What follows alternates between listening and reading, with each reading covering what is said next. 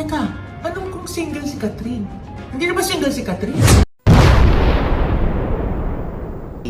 Taken na raw si Catherine. Ay! Kuya! Bakit? So, ang sabi sa akin, imposible maging si Daniel at si Catherine. Dahil So, in a relationship na? Yes, meron na raw nagmeme-ari ng puso ni Catherine. Really?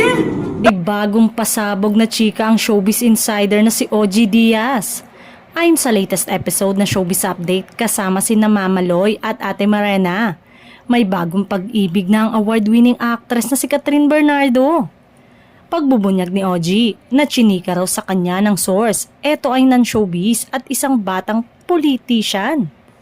Unang binanggit ni OG na totoong nagkaayos na sina Catherine at dating jowa na si Daniel Padilla pero malabo na raw na magkabalikan.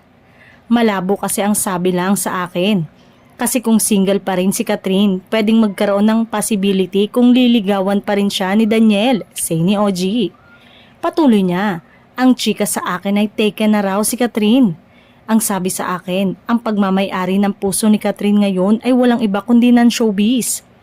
Nagbigay pa nga ng clue ang TV host at talent manager na one-on-one interview na rin dyan. Batang politician? Isa pang nireveal ng TV host ay naging estudyante niya ito sa isang acting workshop.